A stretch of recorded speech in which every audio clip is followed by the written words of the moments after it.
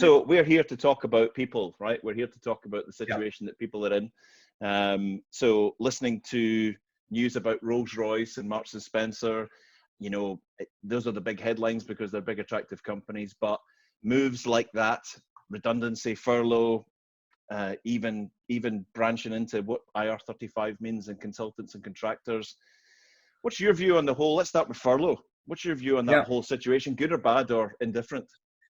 Well, I suppose the first thing to say is that none of us have been in a situation like this before. No. And my business is all about providing people to companies, paying people, and getting the most out of the people that we supply to various companies. And that is quite centered in Aberdeen. And I'm sure we'll come on to the sort of oil price and the like.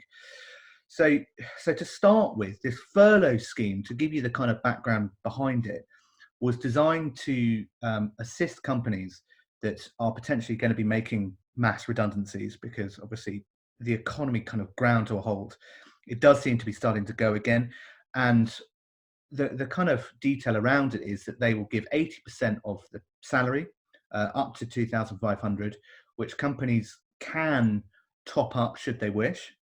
And actually, to be fair to the government, they've rushed through a lot of legislation around this at a very short space of time, and that's another issue, that there are no furlough specialists out there because it's such a moving target.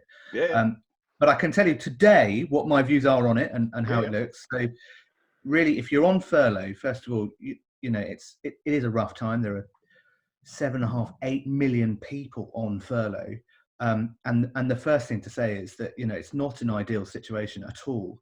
And we don't know how long it's going to go on for. At the end of May, the government are releasing some more legislation around it. But really, if you're on furlough, you shouldn't be working for the company at the moment. They're looking at options for part-time work for that, around that, but really you shouldn't be supplying your services to the company you work for that you're on furlough with. Of course, you can do other work, you can go fruit picking, you can do whatever you like, you can work in supermarkets and the like, but really at the moment you shouldn't be doing. And we are hearing that there are a few organizations that are sending the odd report for review, asking people to, you know, we'll give you the extra 20% if you just come in, you know, 3 days a week and just tide over and check the office and stuff like that. And it's not on, right?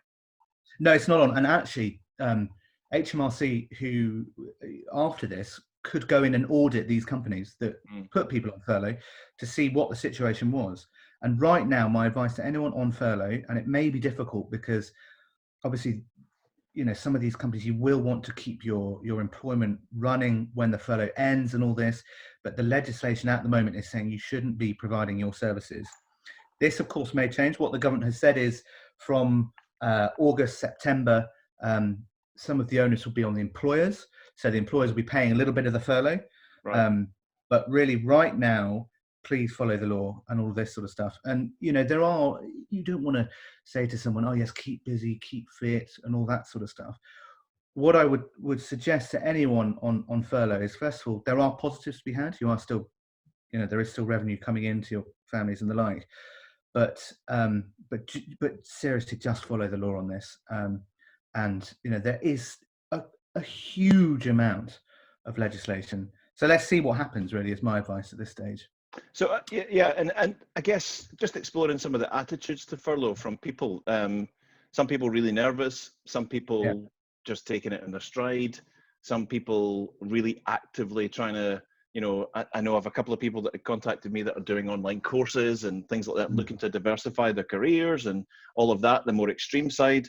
And some people just thinking, well, this is fine. I'll just get on with it and go away, or looking upon it as being a bit of an extended holiday. But I read somewhere the other day, I don't know if you agree with this, that furlough is tantamount to glamorized unemployment benefit. Yeah, I mean, that's the thing. Because obviously, while you're on furlough, you do still have employment rights, your pension contributions, holidays. But there is an argument that says it's a form of universal credit. And if you look at the employment figures that came out yesterday, they are huge, but they don't include the furlough. So what we're trying to say in terms of support for people on furlough is you either take the time to relax, focus on the present, it's about keeping your mind active, and obviously it's keeping CVs up to date. It's thinking how you can enjoy your family time. It really is a unique situation. There is no guidebook to being on furlough, which is if you think a third of the UK population in the private sector is on furlough. So really, what do we do? How do we approach it? How do we come out of it? Right now, it looks like it might start to ease August, September in terms of what the government are offering. But right now, it's all about your own well-being. It's your mental well-being, your physical well-being. And really, I know it sounds awful, but it's not to worry too much at this stage. Furlough is there as a slight positive to support anyone and companies, and I say this as a company owner as well, to support companies that are struggling with their cash flow. And the government, from an employer's perspective, and we look after furlough schemes for our various clients from a payroll perspective, they're paying very, very quickly. So there should be no hold up in salaries who are on furlough as well. So if there are any issues, HMRC have set up a kind of email and phone number for anyone who wants further information around that. Companies should not be taking advantage of the furlough scheme. Yeah, definitely not. I mean, this is all bracketed under our wish. You and me and many others wish that everybody that's on furlough goes back to work and everything's hunky-dory. That's not going to be the case across the board. No.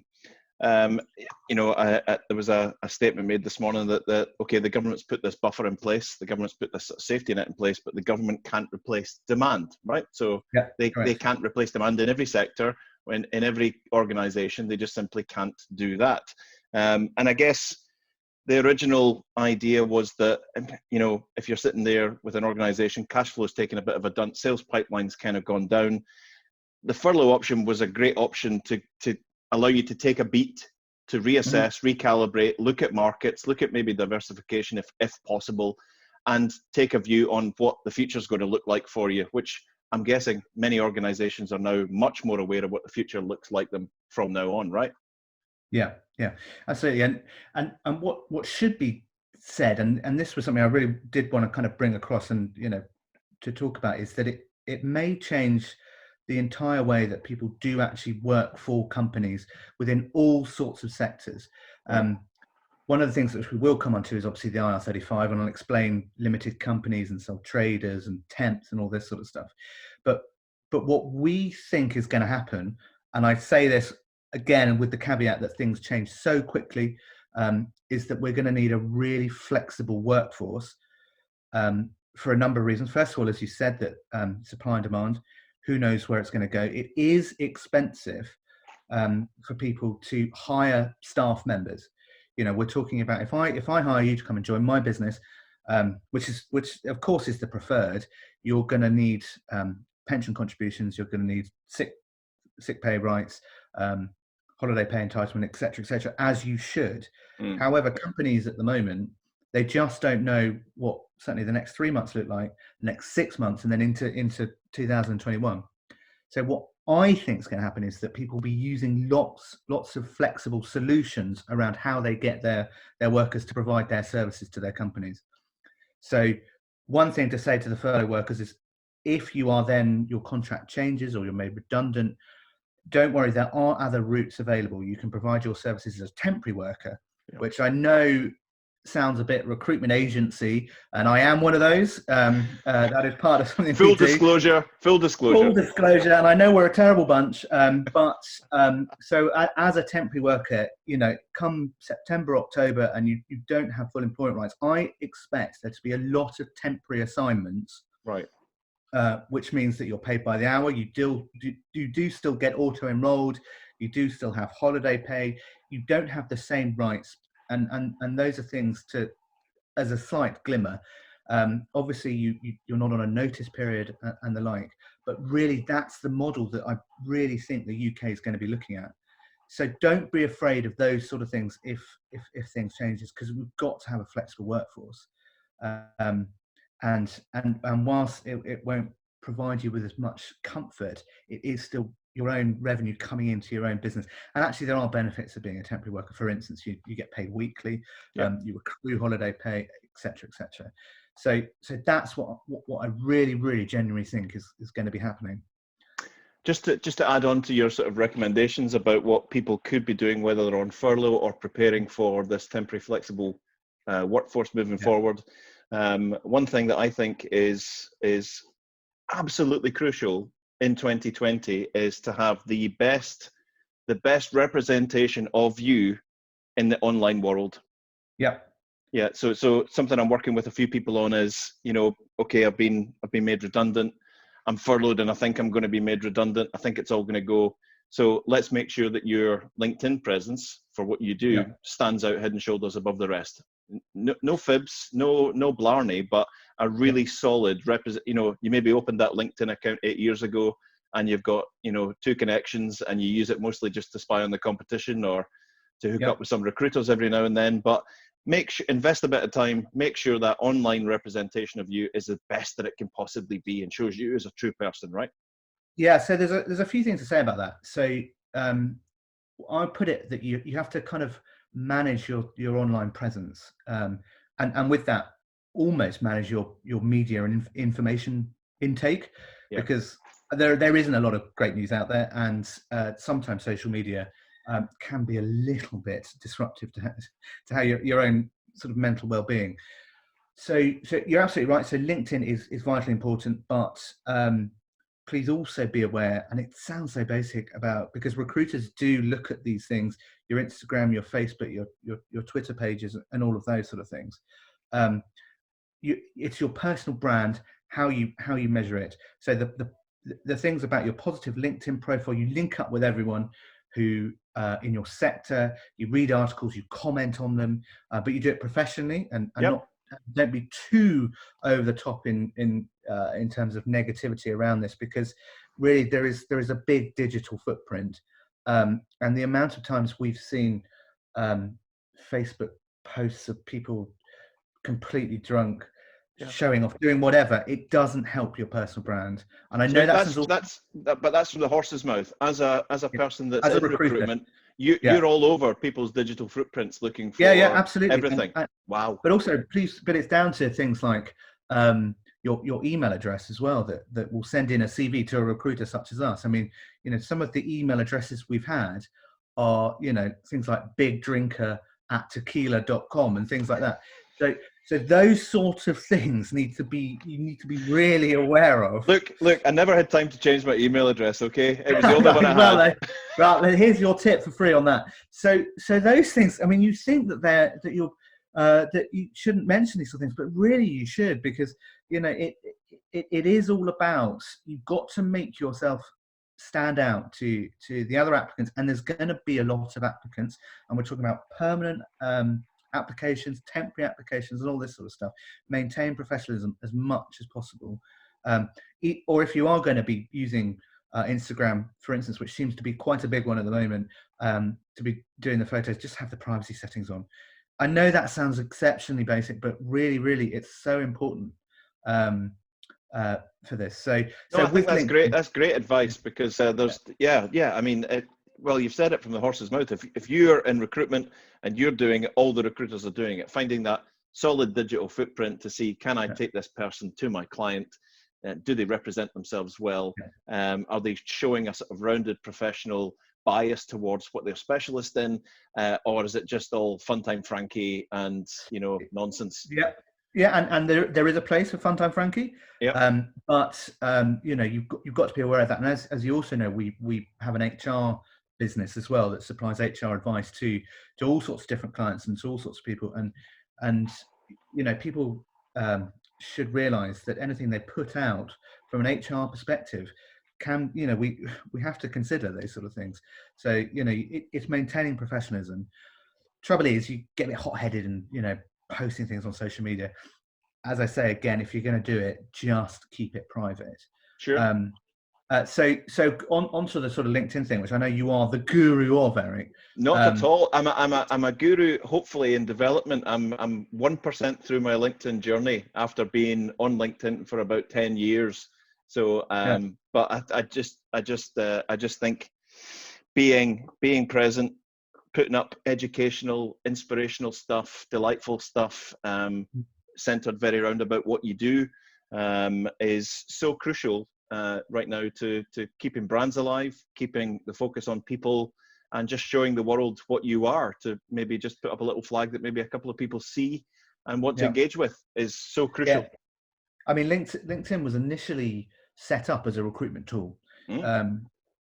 So it's designed for recruiters. I mean, you'll find there are lots and lots of recruiters on there. Yep. Actually, you know, I'm probably less than 1% of what I can do to get out of it. However, it is a great way to do your research. You know, we say to anyone when you get to the interview stage is to research anyone on LinkedIn. And it may be, you know, that you can say, oh, I noticed that you spent 10 years at Wood Group. What's kept you there? You know, what you know, your career states that you had an MBA, yada, yada, yada. So it makes you look good at the interview stage. Yeah, absolutely. When eventually, well, everyone has had an interview, and it is the most powerful thing to use to promote your own career is LinkedIn. Yeah. Above anything else, that's the one. And also, one of the things that we quite like as recruiters and HR specialists and payroll people is when people approach you for a particular role within your company. So it's not just recruitment used to be about you put out an advert and you expect to get 20 CVs in, and then you interview them and you appoint. Things have very, very much moved on because of things like LinkedIn. It's much more. It's a much better way of almost headhunting or putting yourself in front of the company or the role that you want. Those are the things that really stand out for people who are hiring or going to be hiring at whatever point we start to come out of lockdown. So it's a really, really proactive way to say it. I absolutely like the people who come to us and say, I'm really interested in Oberon Solutions. I'm an HR specialist. I'm based here. What would you suggest? What would you do? So if you're not too kind of browbeaten by the situation, then that would be another huge tip for anyone who is considering a career change or has been furloughed or is being made redundant. Is Good. Be a little bit bold, because people really appreciate it. You mentioned something earlier on, George. Not to segue too much of a right angle, but you mentioned IR35, which is on front of mind for a huge amount of people that are in that sort of consultancy contractor space. I know you've been following IR35 closely. Where are you in your thinking with IR35 and what it means for us moving forward? So for those that don't know too much about IR35, I'll just give a brief kind of what it's designed to do. So a large amount of the flexible workforce, moving on from the temporary workers and actually the other areas that people do provide their services are sole traders and construction industry schemes. But limited companies have been around for a long time, and they're designed for people who want to do different projects for different clients. There's a lot more flexibility. You stand the chance of potentially earning more money. However, you don't have the employment rights of someone working within a company. So if we take Aberdeen as the example, the oil and gas space, like the financial services space, use a lot of limited company contractors, primarily because there's a lot of projects, and projects have a shelf life. If you take an oil operator, they'll be bringing a field on stream, and they will need someone in post for 6 to 12 months, for instance. If they hire someone, they're going to have the big employment rights, the big employment costs. If they hire a limited company, which will be 1/2 individuals, they pay a lump sum, and within that limited company, they then look after their own tax, their own corporation tax, their own national insurance payments, etc. So what the government has wanted to do for a long time is to clarify and to ensure that there is no tax avoidance within these limited companies. But actually, it was initially set up for the umbrella schemes, and umbrella schemes are a slightly different way of providing your services.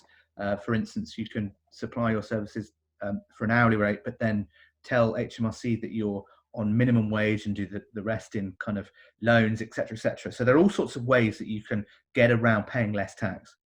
So IR35 wants clarity over the limited companies, wants to know how much is going in, are they employed or not? Because if they're employed, therefore they should be paying more national insurance, they should be paying holiday pay, and therefore it's a way of generating more tax, basically. So where we are at the moment, that April 2020, they had the change in legislation for IR35, which meant that there's more of an onus on the end user, which would be the operator, to ensure that their limited company workers are either employed or not. And this may sound a bit basic, and I know lots of your viewers will have massive views around it, and I'm more than happy for them to contact me direct around things like substitution clauses and status determinations, but I've got to keep it as light as possible around these massive issues. Yay! So what they did was they said, IR35 went full steam ahead April the 1st, and so a lot of the oil companies and a lot of companies across the UK did a lot of work getting ready for the changes in IR35. And that was, there was a lot of legal advice. They wanted the government really want you to use intermediaries, which is what we are, so that they can do all the checks and pass the liability onto us, etc. So everyone got ready and changed all the contracts. And then obviously coronavirus came along, and then 2 weeks before the changes were due to come in, they said, no, we're going to put IR35 on hold till April 2021, which it was a bittersweet moment because lots of companies were prepared for it, had got ready, and then they thought, oh my goodness, we've done all this work, we're ready. How has this happened? A lot of the limited company contractors were pretty happy. However, some of the large operators, certainly with offshore workers, have had to change them into sort of agency workers. All sorts of solutions were being found. So it was hugely disruptive to the business, to the sector. And then yesterday, they tried to put through a bill through UK Parliament, and that's the 19th of May, and to try and change some of the aspects of IR35, water it down slightly, but it was voted down. So what we now know, which may change, is that the IR35 changes will be happening in April 2021, as we previously thought they were going to be in April this year, which means companies do need to continue getting ready for the changes around the contracts, status determinations, etc., which unfortunately or fortunately it has given clarity, but it's not great in the current circumstances, because when you have a business, the first people to go if there are issues in cash or there's a downturn are your contractors. Yeah, because you don't have to pay any redundancy. Some of the contracts are for a week. I mean, we do encourage our clients to do a month, and also by its very nature, it is a flexible workforce. Yeah, but when which you've already said, you think we're going to shift more towards. We're going to shift more towards. And what some of the members of the government were trying to do yesterday to water these reforms down was to say, listen, it's such an onus. We do need the flexible workforce. However, the government is going to need a lot of tax revenue to pay for the furlough scheme. So to anyone watching this who is a limited company contractor, we are really where we were January, February, March of this year. Right. You're still going to need your the companies that you provide your services to are still going to determine whether you are employed or not. And if I can offer any positivity around that, I would suggest that lots of people will be coming, lots of operators, lots of service companies will be coming to their limited company contractors because they are a flexible solution. Sure. So that's kind of where we see it. I mean, it's been such a moving target, and I really felt for all of those operators and service companies providing offshore workers, because that was the sticking point, certainly around the substitution clause, which is the right to find a substitute. Very difficult to do with an offshore worker who's, you have to organise helicopters, etc. And a lot of these companies did the right thing by changing their employment status. A lot of people were either taken on as employees or as temporary workers. Cost them a lot of money, and now they're having to make lots of people redundant. And some, because of that decision, some can't get the furlough now. And then we're back to the old cycle of the oil and gas industry, which means, gosh, we haven't got anyone to be able to do this work because they've all left from the last downturn. Therefore, the wages go up again. So it's quite a difficult situation to be in. I think we'll leave it there. We've covered some really good stuff. I think if you're agreeable, we'll formally appoint you as the Crux, I hate the term HR, but we'll Crux HR spokesman. and make a date when IR35 progresses, when we sort of come out of furlough or it starts to take a different shape. Maybe ask you back if you've got the time to come back and just update us on your thoughts and feelings. George, is that all right? I'd be delighted to. And what I'll do is I'll rotate some of the artwork behind me as well. And thank your daughter for the singing lesson that we heard a little bit of during. It's all right. It's all right. It is the working from home piece. What you didn't notice was I tried to reach over to get my coffee cup and picked up my son's lightsaber. So, these are different times. These are different times. I just realised that when I was talking to you, I was sort of gesticulating with a puppet shark. So yeah, these are odd times, right? I was going like this. They're odd times. They are, and one thing I would say, if anyone does want any further information about IR35, HR, furloughing, please do feel free to contact me or my team. Website? One thing I would say about the working from home piece, obviously it's all changed, and it's seeing you like this, and we've never met, and obviously my daughters and lightsabers and all this, it is a unique way, and it's very interesting. But from an IR35 perspective, it's actually quite a good thing in terms of your contract to be working from home, not on site, if anyone can take any positives from that, if they're a limited company.